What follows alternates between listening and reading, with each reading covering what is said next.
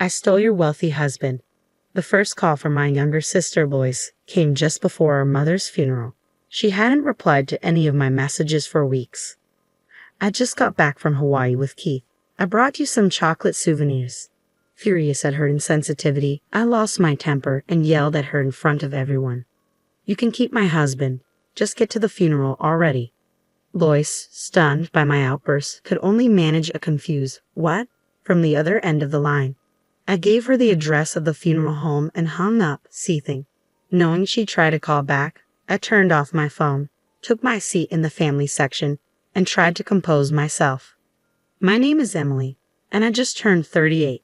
Growing up in a family of 4, my parents, my younger sister, and myself, I often felt the weight of being the eldest. My sister Lois, who is 6 years younger, was always the favorite. With her charming looks, she had a knack for getting her way. Whenever Lois wanted something, she would flash an irresistible smile and say, "Emily, I want this," and I would almost always give in. Unfortunately, this dynamic didn't change as we grew older, making Lois an extremely troublesome sister. 8 years ago, our father passed away after a long illness. 6 months ago, our mother was diagnosed with a terminal illness and had been in and out of the hospital since. 2 years ago, I married Keith, a senior colleague from work, and moved into an apartment near my office. Despite the distance, I spent the last 6 months commuting an hour each way to care for my ailing mother while managing my job. Lois had returned home and left her job a year ago following a breakup with her then boyfriend. Despite this, she continuously deferred caregiving duties to me, claiming I was better suited for it. Eventually, I took a month off work to care for our mother. Despite my efforts, she passed away 2 days ago. And where was Lois during this time? She had left for Hawaii a week earlier. I pleaded with her to stay, but she disregarded my pleas and went ahead with her plans. At the funeral, following the priest's final words, friends and family began to offer their condolences. It was a tribute to my mother's kindness that not only relatives but also many of her friends had gathered to mourn. Several colleagues from my workplace were also present.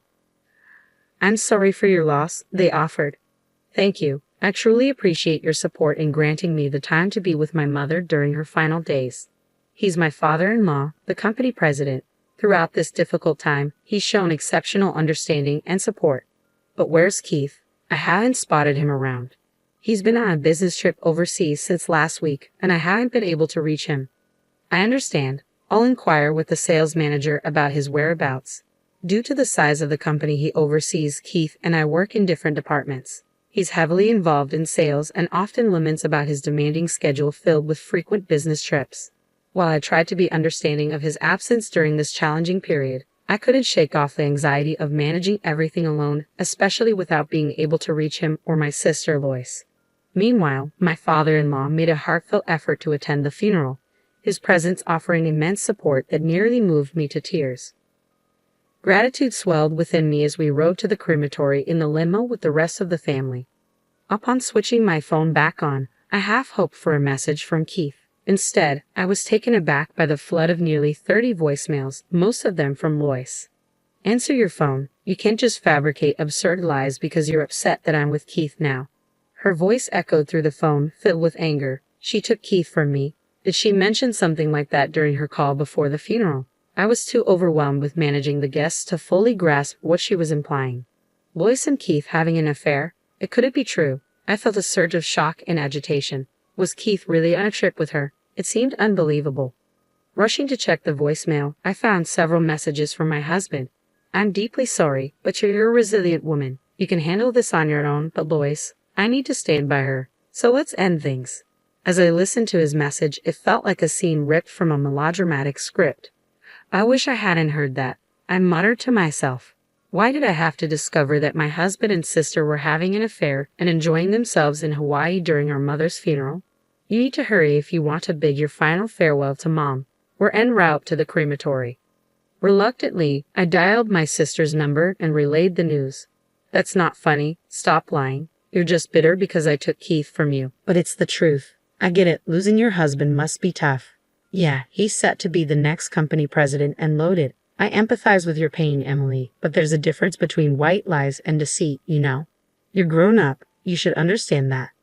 I never expected to hear that from you. It was a shock to find out about you and Keith's affair." I could almost hear the satisfaction in Lois's voice. She always enjoyed pulling pranks on me since we were kids, reveling in my gullibility. I let out a frustrated sigh.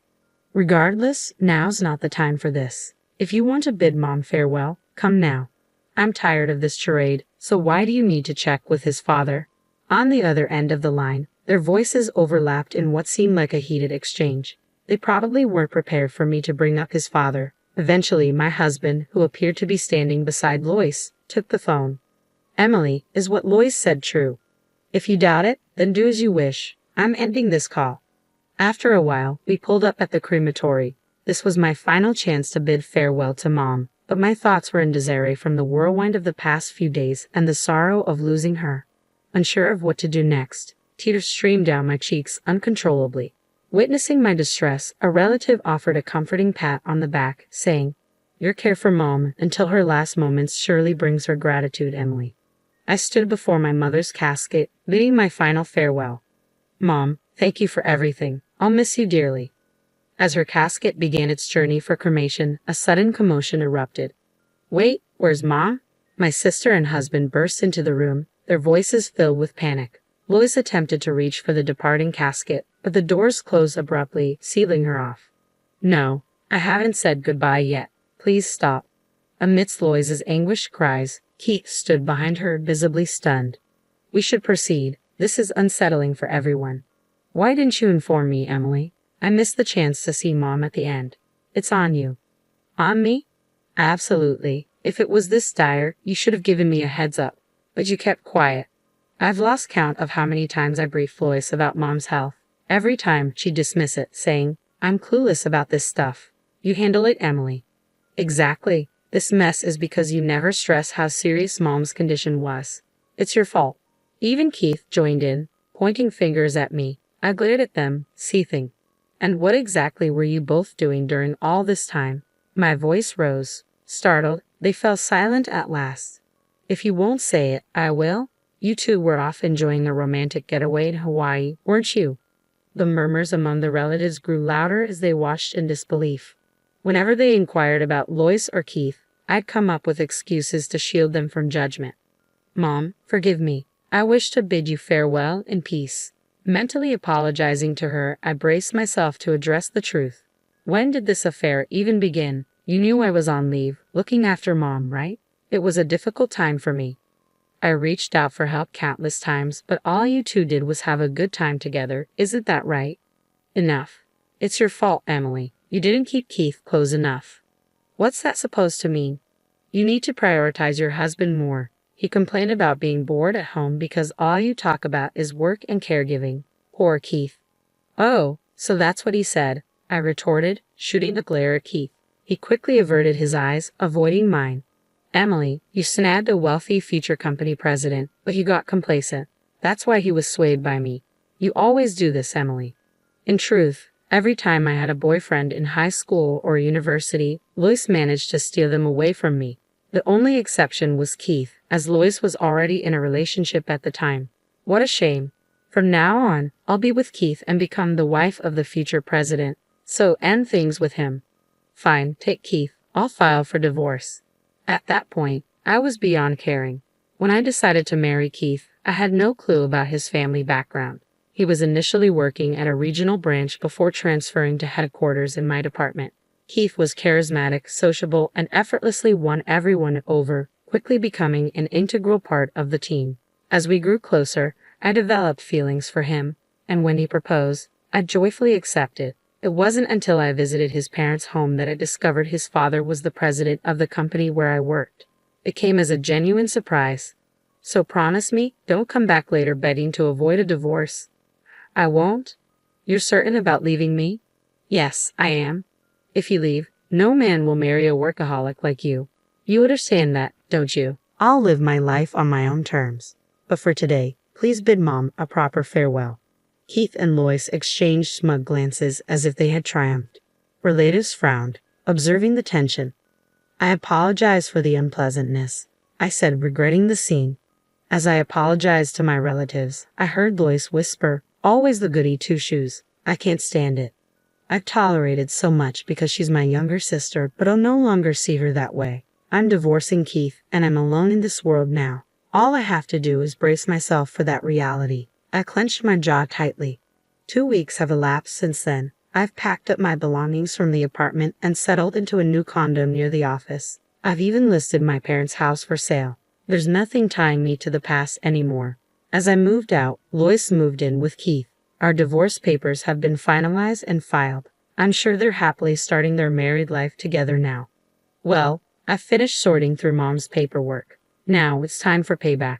Watch over me, Mom, I said with a smile, gazing at her portrait, envisioning the events to unfold. Enjoy your honeymoon phase while it lasts. You too. The following day, while I was at the office for my job reinstatement, my phone buzzed with a flurry of voicemail notifications. Hey, what's the deal? We're divorced, right? Why am I being slapped with a $30,000 bill? Concerned it might show up uninvited, I suggested meeting at a nearby diner. As soon as we began conversing, Keith erupted in a fit of rage, his voice booming with fury. I received a legal document from a lawyer. What's this about? We're already divorced, aren't we? Exactly. I'm not sure. I had tasked a lawyer with claiming $40,000 from Keith as my share of the property and $30,000 from Lois for her portion of our mother's medical care expenses. The documents must have been delivered to their address. It's something they should have anticipated, but it seemed they hadn't. I felt exasperated. You just need to settle what you owe. That's unfair. And don't think you can get away with what you've done. I've endured significant emotional distress. Should I sue you for that too? Emotional distress. You cheated, plain and simple, so pony up. They fell silent, likely realizing they couldn't argue with the law. Then, after a pause, Lois turned her gaze on me. So, Emily, it's all about money for you in the end. Fine, let Keith foot the bill. With a loan from my dad, we can easily cover the $70,000. Keith, I know you're not exactly flush. Lois, are you really okay being with a broke guy? Keith will be the president soon. Then he'll have money. Just need a bit of patience. Oh, Lois, you're after the money too, aren't you? No, I've got plenty of love. Dad's been talking about retiring at 65 for ages. So, in 2 years, I'll take over as president. Seriously, that'd be something. Absolutely. I'm the only son, after all. We'll see. I couldn't help but burst into laughter. Can you believe this? Is she losing it? My sister's voice chimed in. But the real act of revenge I had planned was only just beginning. Keith, you've been absent from work for quite some time, citing the family funeral as the reason, correct? Well, my mother-in-law is family too. True, but the company is aware of what you've really been up to. Huh. Are you aware that your father attended Mom's funeral? I intentionally withheld this information from Keith and Lois, leading Keith to believe that his father was unaware of the situation. I've informed the company and your father, the president, that you lied about taking family leave for caregiving and instead went to Hawaii with your mistress. Oh, that was you. You never did any caregiving at all. You have the nerve to act so boldly. And you've taken time off work with Lois on several of your business trips, haven't you? I've reported that too. How did you find out? Lois has been posting photos on social media, detailing where and when she went out. There were a few pictures with you in them. Quite shocking. Huh? You knew about my social media? It's the same account you've had since high school. Naturally, I'd be aware. Lois appeared uneasy, and Keith was caught off guard by my revelation. Wait, does Dad really know everything? Just as my mother was family to you, your father regarded her as family too. Naturally, he'd be informed about the family funeral, as protocol dictates it should be reported to the company. Even following the funeral, he showed concern for me and reached out multiple times. Consequently, I relayed all the recent events to him. He's quite furious. Furthermore, he made it clear that he has no intention of appointing you as the next president. But I'm his son. He mentioned he doesn't recall ever stating that our company follows a principle of hereditary succession. Additionally, he instructed me to convey that he has no use for a son who would engage in such disloyal behavior. So Keith isn't going to be the president. As I watched their faces grow pale, I decided to push them further. And to add, I'll be assuming the role of president next month. I've just received the official notification from the president and my superiors at the company. It's official.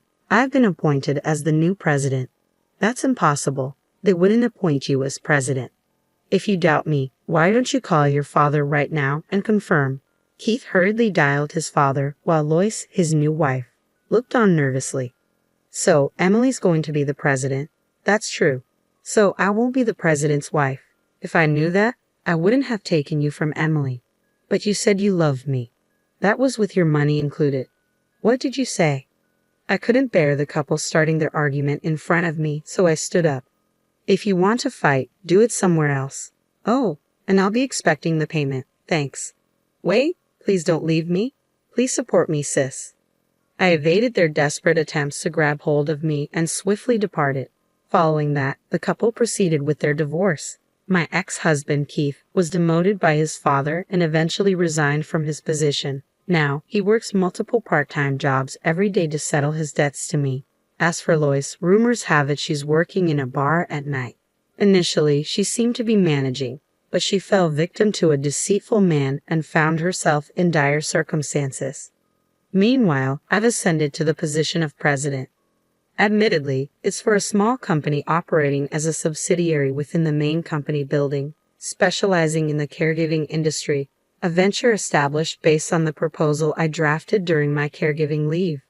Nonetheless, the caregiving sector is projected to expand in the future, and I'm determined to excel. I'll give it my all moving forward.